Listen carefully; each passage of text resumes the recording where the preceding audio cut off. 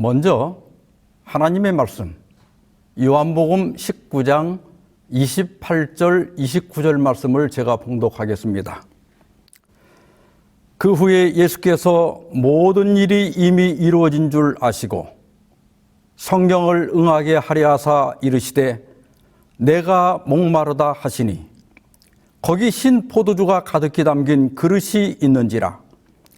사람들이 신 포도주를 적신 해면을 우슬초에 메어 예수의 입에 대니. 2024년 새해 들어 두 번째 안식일을 맞았습니다. 올 한 해 동안 여러분의 가정과 하시는 일에 하나님의 복과 은총이 풍성하기를 주님의 이름으로 축원합니다. 오늘은 그리스도의 가상칠언 중 다섯 번째 말씀, 내가 목마르다. 이 말씀을 가지고 하나님의 말씀을 대언하도록 하겠습니다. 저는 1976년 7월 6일에 입대했는데 여산에 있는 육군 제2하사관학교에 입교해서 하사관 교육을 받게 되었습니다. 그때는 훈련 기간이 6개월이나 되었습니다. 매일의 일과가 얼마나 고된지 모릅니다. 아침 식사가 끝나면 곧바로 산에 있는 학습장으로 이동해서 교육을 받습니다. 그런데 학과 시간이 끝나도 그냥 두는 법이 없었습니다. 앉았다 일어났다를 시키든지 저 멀리 선착순을 시키든지 기합을 주든지 정말 지긋지긋하게 괴롭혔습니다. 더구나 7, 8월이 얼마나 덥습니까? 다행히 저는 땀을 많이 흘리는 체질이 아니라서 덜 고생했는데 많은 동료들이 갈증 때문에 엄청난 고생을 했습니다. 하루는 오전 일과가 끝났는데 그날따라 점심차가 도착을 안 한 겁니다. 그 주변이 다 맨 숲인데 그 그늘에 가서 쉬게 하면 얼마나 좋습니까? 그런데 그 140명을 하습장에 이렇게 모아놓고 한쪽 무릎 앉아 자세로 눈동자 하나 움직이지 못하게 하는 겁니다. 그리고는 조교들이 큰 주전자에 물을 길어와서 우리가 보는 앞에서 손도 씻고 자기들 머리에 붓기도 하고 또 마시기도 하는 겁니다. 가뜩이나 목이 마른데 그것을 보고 있으니 더 목이 타는 겁니다. 물을 다 마신 조교들이 주전자를 한쪽에 놓고 점심차가 오는 곳을 바라보고 있었습니다. 그때 갈증을 견디지 못한 한 후보생이 낮은 포복으로 기어가지고 물 주전자로 다가갔습니다. 당신은 폭행이 심했던 때라 그것은 목숨을 건 것이나 다름없는 일이었습니다. 이 주전자에 거의 다가갔을 때 무언가 이상함을 느낀 조교가 고개를 돌려서 그를 발견했습니다. 우리는 속으로 쟤는 오늘 죽었다 이렇게 생각했습니다. 그 친구가 벌떡 일어나더니 무릎을 꿇고 한 번만 용서해달라고 빌었습니다. 그런데 놀랍게도 조교가 그릇을 주더니 물을 하나 가득 따라주는 겁니다. 그 친구는 감사합니다 이렇게 복창한 후에 단숨에 들이켰습니다. 조교의 의외의 조치에 우리 모두는 놀랐죠. 그런데 그게 아니었습니다. 조교는 너 더 마실래 맞을래 하면서 결국 이렇게 큰 주전자 물을 다 먹였습니다. 그 친구는 그날 점심도 못 먹고 오후 훈련도 받을 수가 없었습니다. 오늘 본문에는 예수님의 가상칠언 중 다섯 번째 말씀이 기록되어 있습니다. 내가 목마르다. 마지막으로 할 말이 많았을 텐데 얼마나 목이 말랐으면 이런 말씀을 하셨을까요? 예수님은 목요일 밤 9시경 식사를 마치신 후 18시간 가까이 물 한 모금 마시지 못했습니다. 채찍에 맞아 피를 많이 흘리시고 또 두 손과 두 발이 못 박힌 채 6시간 가까이 장렬하는 태양 아래에서 십자가에 매달려 있었기 때문에 엄청난 갈증을 느끼셨을 겁니다. 정오부터 시작된 어둠은 3시간 가까이 계속되었습니다. 그때 어둠을 뚫고 갈라지고 쉰 음성이 들려왔습니다. 엘리 엘리 라마 사박다니. 그러나 그 음성이 너무 갈라지고 발음이 정확하지 않았기 때문에 어떤 사람들은 엘리야를 부른다고 생각했습니다. 당시 유대인의 전승에는 엘리야가 궁지에 빠진 경건한 사람들을 후원해주는 성자로 알려져 있었습니다. 예수님을 불쌍히 여긴 한 병사가 달려가서 스폰지처럼 생긴 해면을 가져와서 신포도주를 적셔서 예수님께 드렸습니다. 그러자 다른 사람들은 가만둬라, 엘리야가 와서 그를 내려주나 보자, 이렇게 말했습니다. 그 정도로 예수님의 발음이 정확하지 않았습니다. 오늘 본문에 성경을 응하게 하려 하사 이르시되 내가 목마르다 하시니 이렇게 기록되어 있습니다.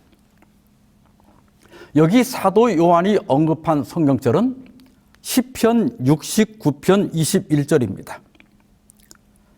그들이 쓸개를 다해 음식물로 주며 목마를 때는 초를 마시게 하였사오니. 여기 예언처럼 로마 병사들은 예수님께 포도주를 2번 드렸습니다. 먼저는 십자가에 못 박기 전에 드린 거예요. 마태복음 27장 34절입니다. 쓸개탄 포도주를 예수께 주어 마시게 하려 하였더니 예수께서 맛보시고 마시고자 하지 아니하시더라. 이것은 십자가에 매달기 전에 사형수의 고통을 줄이기 위해 주는 일종의 마취제였습니다.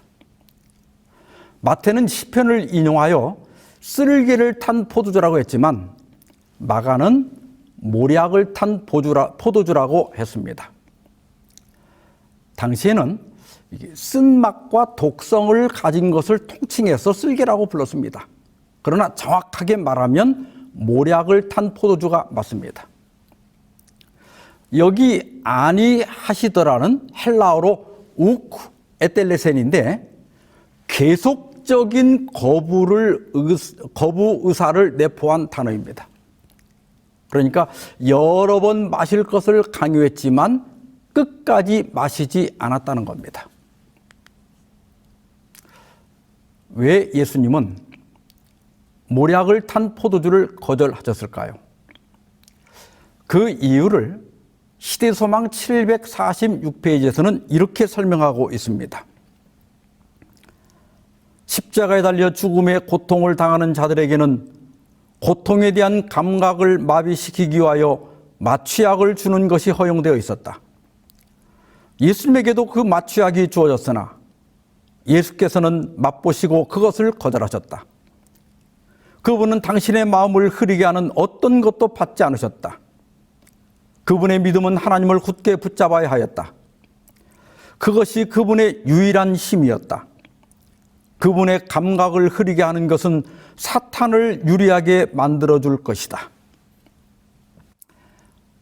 예수님은 속죄 제물로 자신을 온전히 드리기 위해 마지막까지 방심하지 않으셨습니다. 예수님은 믿음으로 하나님을 붙드는 것이 마취제보다 더 힘이 된다는 것을 아셨습니다. 우리도 시련을 당할 때 술이나 마약이나 약물에 의존하기보다는 믿음으로 하나님을 굳게 붙잡아야 합니다. 물론 현대의학의 도움이 필요할 때도 있습니다. 그러나 진정한 치료자는 하나님이라고 하는 사실을 기억해야 합니다. 예수님은 마취제를 거절하시고 우리를 위하여 또 나 같은 죄인을 위해 십자가에 쓴 잔을 기꺼이 남김없이 드셨습니다. 오후 3시가 가까울 무렵 예수께서 갈라진 음성으로 내가 목마르다 이렇게 말씀하시자 한 병사가 해면에 신 포도주를 적셔서 우슬초에 매어 드렸습니다. 마태복음 27장 49절에는 마시게 했다고 그랬고요. 요한복음 19장 30절에는 예수께서 신 포도주를 받으셨다고 했습니다. 처음에 거절하신 포도주를 이번에는 왜 받으셨을까요? 물론 두 번째 드린 것은 모략을 타지 않은 신포도주였습니다. 당시 신포도주는 일상에서 음료 대신 사용하는 것이었습니다. 이에 대해 호주의 신약학자인 레온 모리스는 예수께서 신포도주를 받으신 것은 마지막 말을 하기 위해 메마른 목을 축이려 했기 때문이다라고 했습니다. 그 후에 하신 말씀은 다음 시간에 말씀드리겠습니다. 내가 목마르다. 이 말씀에는 어떤 의미가 있을까요? 왜 그리스도의 가상실현 중에 이 말씀이 성경에 기록되어 있을까요?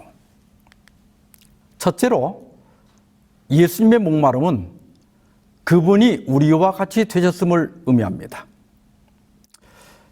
히브리서 2장 17절 상단입니다.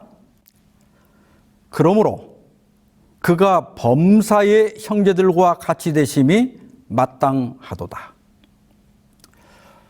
예수님은 모든 일에 우리와 같이 되셨습니다. 그래서 예수님도 우리와 똑같이 갈증을 느끼셨습니다. 100% 하나님이신 분이 또한 100% 인간이 되신 겁니다. 그런데 예수님이 우리와 같이 되셨다는 이 말씀을 오해하는 분들이 있습니다. 심지어 예수님이 우리와 똑같이 죄된 성향까지 가지셨다고 믿는 분들이 있습니다. 정말 그럴까요? 먼저 신분적으로 보면 우리 모든 인류는 마귀의 자식으로 태어납니다. 그러나 예수님은 거룩한 자요 하나님의 아들로 탄생하셨습니다. 그리고 우리 모두는 범죄했지만 예수님은 단 한 번도 죄를 짓지 않으셨습니다. 또 죄성에 있어서도 마찬가지입니다. 우리는 태어날 때부터 죄성, 즉 죄된 성향을 갖고 태어나지만 예수님은 그런 죄성이 없으셨습니다. 요한일서 3장 5절입니다. 그가 우리 죄를 없애려고 나타나신 것을 너희가 아나니 그에게는 죄가 없느니라. 여기 그에게는 헬라어 원문에 엔 아우토라고 되어 있습니다. 헬라어 엔은 안을 의미합니다. 그래서 문자적으로 그 안에는 죄가 없느니라고 번역하는 것이 옳습니다. 예수님은 행위에 있어서도 범죄하지 않았을 뿐만 아니라 그분의 본성 안에도 죄의 본질이 전혀 없었다는 뜻입니다. 요한은 그리스도께서 하늘에서든 지상에서든 죄가 어떤 부분도 결코 차지한 적이 없음을 강조하기 위해 현재 시제를 사용하고 있습니다. 물론 예수님도 시험을 받으셨습니다. 그러나 유혹 자체가 더럽게 하는 것은 아닙니다. 유혹에 굴복할 때 더러워지는 것이죠. 예수님께서는 모든 면에서 맹렬한 유혹을 받으셨지만 한순간도 결코 하나님의 뜻에 거스르지 않았습니다. 죄가 끊임없이 예수님을 둘러싸고 지상생애 내내 그분을 압박했지만 예수님의 본성은 어떤 반응도 하지 않았습니다. 예수님은 성육신 하신 내내 죄로 얼룩지지 않은 채 거룩한 본성을 유지하셨습니다. 이 문제를 아이아스에서 조직신학과 역사신학을 가르치는 우드루 위든 박사는 이렇게 간결하면서도 명쾌하게 정리하였습니다. 그리스도는 우리와 하나가 되기 위해 죄의 영향은 받았지만 무죄성에 기초한 속죄를 위해 죄에 오염되지는 않았다. 예수님은 진짜 인간이 되셨습니다. 그래서 분명히 죄의 영향은 받으셨습니다. 그러나 그분은 우리를 위한 흠없는 속죄 제물이 되셔야 했습니다. 그래서 죄에 오염되지는 않아야 했습니다. 엘렌 화이트는 1895년 2월 호주에서 목회를 하고 있던 베이커 목사에게 13페이지짜리 편지를 보냈습니다. 그 중에 2페이지에 걸쳐서 그리스도의 본성에 관한 언급을 했습니다. 그대가 그리스도의 본성을 어떻게 생각하는지에 대하여 조심하고 크게 조심하라. 주님을 사람들 앞에 죄의 성향을 지닌 일개 인간으로 제시하지 말라. 주님은 둘째 아담이시다. 첫 아담의 죄 때문에 그 후손들은 불순종에 타락한 성향을 갖고 태어났다. 그러나 예수 그리스도는 하나님의 독생자이시다. 한순간도 그의 안에는 악한 성향이 존재하지 않았다. 그리스도를 전혀 우리와 똑같은 인간으로 만들어 버리지 못하도록 모든 사람에게 경고하라. 이런 진술들을 보면 분명히 예수님은 우리와 다른 분입니다. 그런데 왜 히브리서 기자는 예수께서 범사에 우리와 같이 되셨다고 했을까요? 그것은 연약성에 있어서 우리와 같이 되셨다는 말씀입니다. 히브리서 4장 15절입니다. 우리에게 있는 대제사장은 우리 연약함을 동정하지 못하실 리가 아니요 모든 일에 우리와 똑같이 시험을 받은 이로되 죄는 없으시니라. 여기 연약함은 신학적으로 무고한 연약성이라고 부릅니다. 없을 무의 떼구입니다. 그래서 무죄한 연약성이라고 번역할 수도 있습니다. 연약성은 배고픔, 목마름, 졸음, 고통, 연약함, 슬픔, 유전적 약점, 죽음 같은 특성들이다. 이것들 자체는 죄가 아니라 이것들 때문에 죄의 유혹을 받는다. 예수께서 우리와 같이 되셨다는 것은 연약함에 있어 같이 되셨다는 겁니다. 그런 면에서 우리와 똑같이 시험을 받으신 겁니다. 그래서 예수님도 40일을 금식하신 후에는 줄이셨고 식사 시간이 지났을 때는 시장하셨습니다. 또한 십자가에서 목마름을 느끼셨고 오랜 시간 여행한 후에는 피곤하셨습니다. 또한 사별의 아픔으로 우는 사람들을 보시고 눈물을 흘리셨습니다. 또한 십자가의 큰 짐을 앞에 놓고 괴로워하기도 하셨습니다.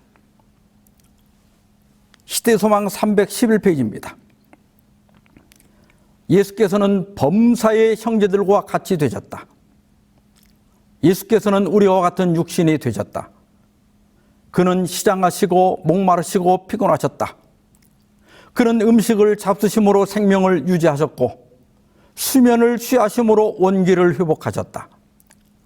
예수님은 인간의 운명에 동참하셨지만 그럼에도 불구하고 그는 흠없는 하나님의 아들이었다. 예수님은 연약성에 있어서 우리와 같이 되신 겁니다.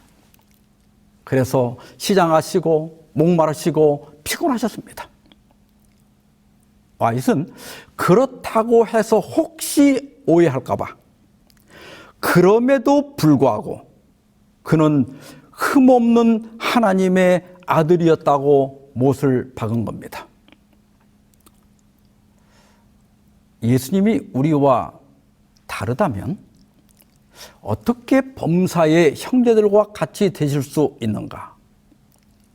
죄성이 없는 예수님이 죄성을 가진 우리와 어떻게 같이 될 수 있는가? 이에 대해 와잇 유산관리위원회 총무를 지냈던 로버트 올슨 박사는 이렇게 설명하고 있습니다.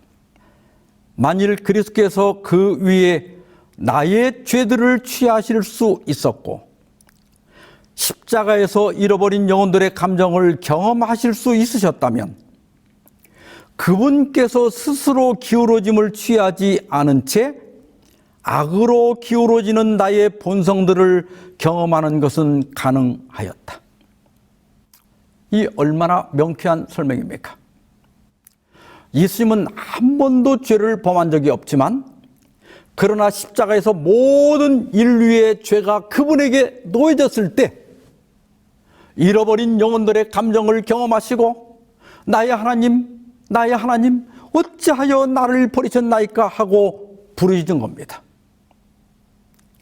그렇다면 예수께서 죄성을 갖지 않고서도 악으로 기울어지는 우리의 죄된 성향을 경험하는 것이 얼마든지 가능하다는 것을 확신할 수 있습니다. 둘째로 예수님의 목마름은 속죄 제물로서의 목마름입니다. 다시 히브리서 2장 17절 하단입니다. 이는 하나님의 일에 자비하고 신실한 대제사장이 되어 백성의 죄를 속량하려 하심이라. 히브리서 기자는 예수께서 부활하신 후 승천하셔서 하늘 성소에서 우리의 대제사장으로 봉사하고 있다는 사실을 여러 신학적 이론들을 동원해서 증거하고 있습니다. 히브리서 5장 1절로 3절에는 대제사장의 필수 자격을 이렇게 제시하고 있습니다. 대제사장마다 사람 가운데서 택한 자이므로 하나님께 속한 일에 사람을 위하여 예물과 속죄하는 제사를 드리게 하나니 그가 무식하고 미혹된 자를 능히 용납할 수 있는 것은 자기도 연약에 휩싸여 있음이라.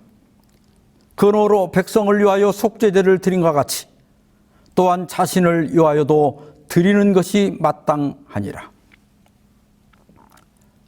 대제사장은 사람과 하나님 사이의 중보자이시고 그의 봉사는 사람들을 위한 것이었습니다. 그래서 대제사장은 사람들 중에서 선택되었습니다. 대제사장은 백성을 위해서 속죄제를 드리지만 또한 자신을 위해서도 속죄제를 드려야 했습니다. 자기를 위하여 속죄제를 드릴 때 그는 자신도 하나님의 은혜가 필요한 죄인이라고 하는 사실을 깨달을 수 있었고 무지 중에 혹은 미혹되어 죄를 지은 사람들을 동정심을 갖고 대할 수가 있었던 겁니다.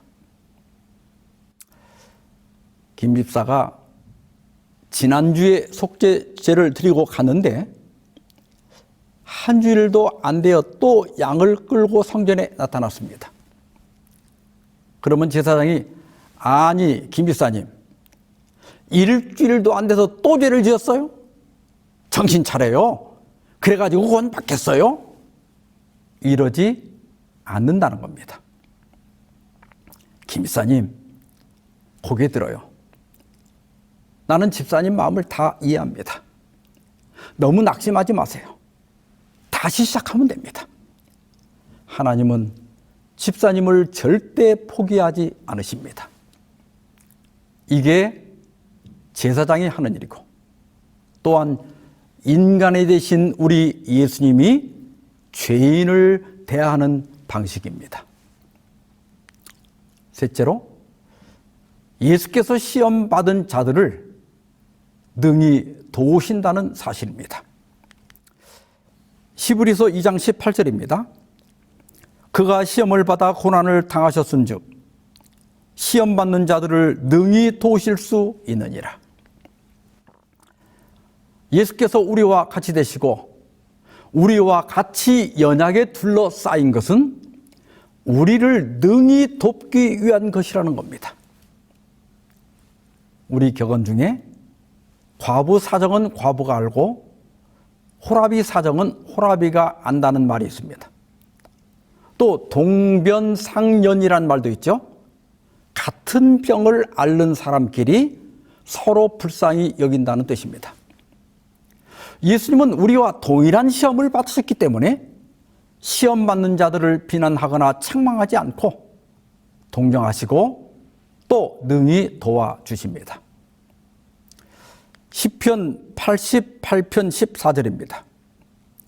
여호와여, 어찌하여 나의 영혼을 버리시며 어찌하여 주의 얼굴을 내게서 숨기시나이까. 시편 88편은 시편 중에서 가장 슬프고 낙심한 자의 시로 알려져 있습니다. 고난을 당하고 누군가의 도움이 필요할 때 갑자기 주변에 아무도 없을 때가 있습니다. 기도를 해도 아무런 응답이 없고 하나님마저 얼굴을 돌린 것처럼 느낄 때가 있습니다.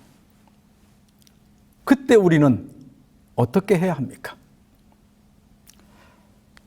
출애굽기 15장 22절 23절입니다. 모세가 홍해에서 이스라엘을 인도하며 그들이 나와서 수르 광야로 들어가서 거기서 사흘 길을 걸었으나 물을 얻지 못하고 마라에 이르렀더니 그곳 물이 써서 마시지 못하겠으므로 그 이름을 마라라 하였더라. 애굽에서 나온 이스라엘 백성들이 홍해를 건너 수르 광야에 들어섰습니다. 사흘 길을 걸어갔지만 물 한 모금도 구할 수가 없었습니다. 준비해온 가족 부대의 물도 이제 다 떨어졌습니다. 약 200만 명이나 되는 사람들과 수많은 짐승들이 갈증으로 지쳐갔습니다. 그때 저기 앞서가던 사람들이 환호성을 질렀어요. 물이다! 사람들이 물을 향해 달려갔습니다. 그러나 그 물은 써서 마실 수가 없었습니다. 기대가 크면 실망도 큰 법입니다. 그들은 모세를 원망하기 시작했습니다. 출애굽기 15장 25절입니다. 모세가 여호와께 부르짖었더니 여호와께서 그에게 한 나무를 가리키시니 그가 물에 던지니 물이 달게 되었더라. 성경에는 이 나무가 어떤 나무인지 말하지 않고 있습니다. 어떤 사람들은 강 알칼리수가 쓴맛을 내기 때문에 산성이 강한 대추야자 나무를 던져서 물을 중화시켰을 것이라고 추측합니다. 그러나 이것은 전적으로 하나님께서 일으킨 기적이었습니다. 하나님께서는 자신이 치료하는 여호와임을 알리기 위해서 쓴 물을 단물로 바꾸어 주신 겁니다. 치료봉사 248페이지입니다. 온갖 시련 속에서 우리가 그리스도를 찾으면 그분께서는 우리를 도와줄 것이다. 우리는 눈이 열려 그분의 말씀에 기록되어 있는 치료의 약속을 분별하게 될 것이다. 성령께서는 슬픔을 제거해 줄 모든 축복을 이용하는 방법을 우리에게 가르쳐 주실 것이다. 우리의 입술에 닿아 있는 모든 쓴 잔을 위하여 우리는 치료의 나뭇가지를 발견할 수 있다. 여러분의 입술에 닿아 있는 쓴 자는 무엇입니까? 성경 말씀과 성령 하나님은 그것들을 치료하는 나뭇가지입니다.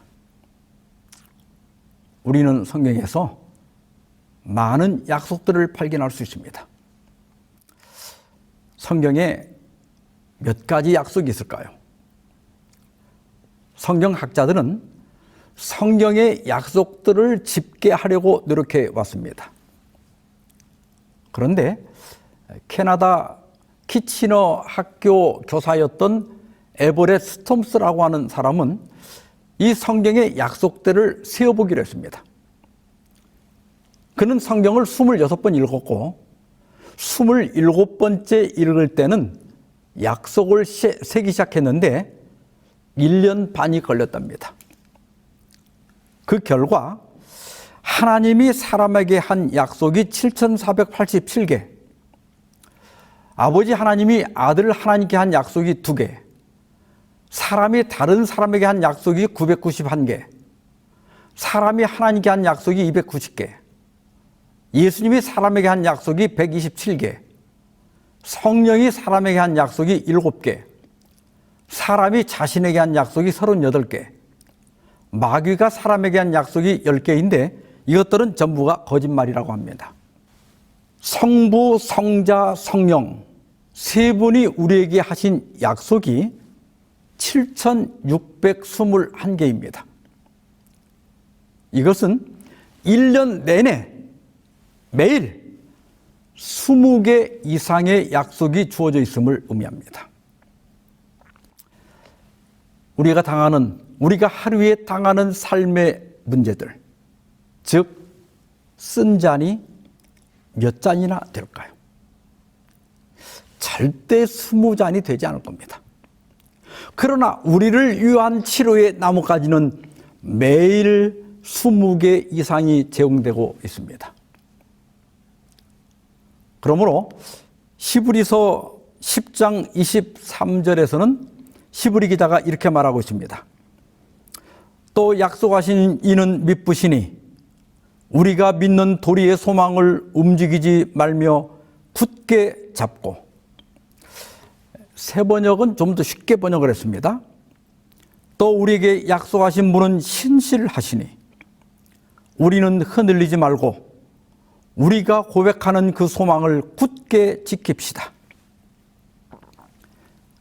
우리 주님은 신실한 분이십니다.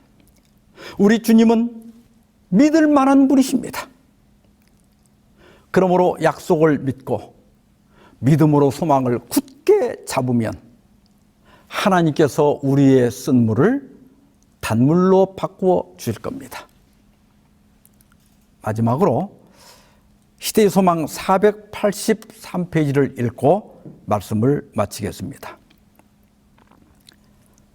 나는 그대의 슬픔을 견디었으며 그대의 투쟁을 경험하였으며 그대와 같은 유혹을 당하였다. 나는 그대의 눈물을 안다. 나도 역시 울었다. 인간의 귀로 차마 들을 수 없는 극한 슬픔을 나는 안다. 그대는 고독하고 버림을 받았다고 생각지 말라. 그대의 고통이 세상에 있는 어떤 사람의 심금도 울리지 못할지라도 나를 바라보고 살아라. 산들이 떠나며 언덕들은 옮겨질지라도 나의 자비는 내게서 떠나지 아니하며 나의 화평의 언약은 흔들리지 아니하리라. 너를 긍휼히 여기시는 여호와께서 말씀하셨느니라. 기도하십시다. 자비로운 하나님 아버지, 주님께서 십자가에서 목마르심으로 우리의 고통에 참여하시고 우리를 위한 대제사장이 되어주시고 또 우리를 치료하여 주시니 감사합니다. 아직도 마라의 쓴물로 부르짖는 주의 자녀들이 많이 있습니다. 주의 치료하는 나뭇가지를 주셔서 슬프고 괴롭고 외롭고 힘들고 낙심한 영혼들을 치료하여 주시옵소서. 마라의 쓴 자를 단물로 바꾸어 주시옵소서. 흔들리지 않고 우리가 고백하는 그 소망을 굳게 지키도록 도와주시옵시기를 우리를 사랑하시는 예수님의 이름으로 기도하옵나이다. 아멘.